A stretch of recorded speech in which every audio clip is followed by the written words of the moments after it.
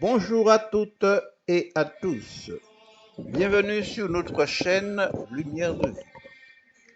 Chers compagnons de route, il serait opportun d'envisager la spiritualité comme une science hermétique. Il est temps de cesser de se lamenter et de s'apitoyer sur soi-même. Dans un esprit de rigueur scientifique et pratique, je vous invite à franchir le premier obstacle. Jésus emploie une très belle expression pour indiquer à ses disciples de quelle manière ils doivent enseigner sa doctrine et manifester la justesse de celle-ci. Il dit, vous serez mes témoins jusqu'aux extrémités de la terre. Fin de citation. Pierre, dans son épître, parle des modèles du troupeau. C'est-à-dire, faire la démonstration de sa foi, c'est en être le témoin vivant. Nous pouvons enseigner les mathématiques ou la philosophie et mener la vie que l'on veut, adopter le comportement qui nous plaît. Cela ne portera aucun préjudice à la crédibilité de notre enseignement. Mais lorsqu'il s'agit de spiritualité authentique, c'est tout autre chose. Regardez autour de vous, certains prédicateurs ou pasteurs tiennent des homélies enflammées, mais peinent à dissimuler le spectacle pitoyable de leur propre existence.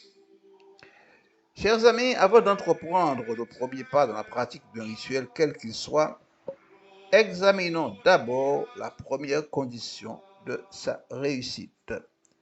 Pour cela, analysons les causes de l'échec.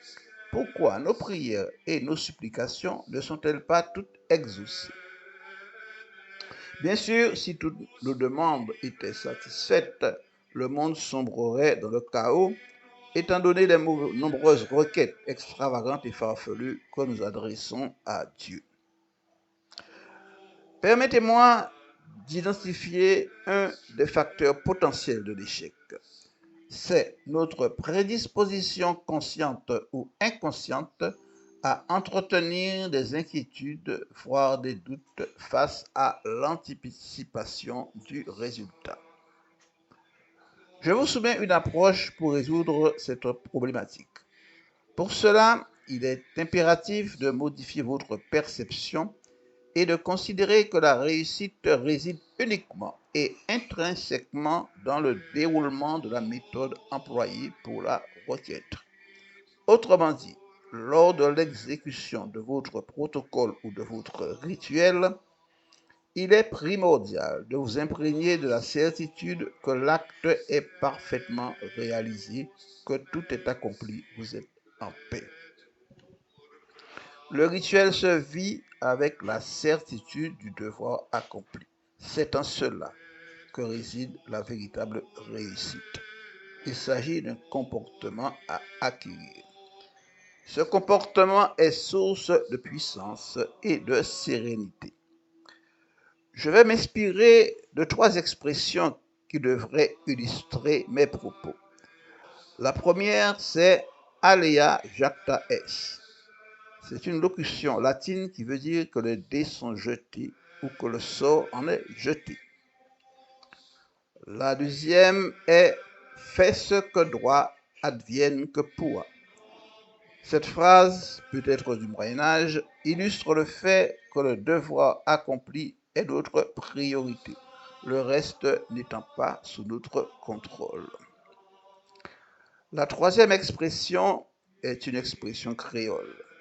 Là y aller, peut-être d'ailleurs empruntée au vaudou. Cette expression a la même signification, c'est-à-dire tu as fait ce que tu connais, tu te moques des nombreuses conséquences et des dégâts collatéraux.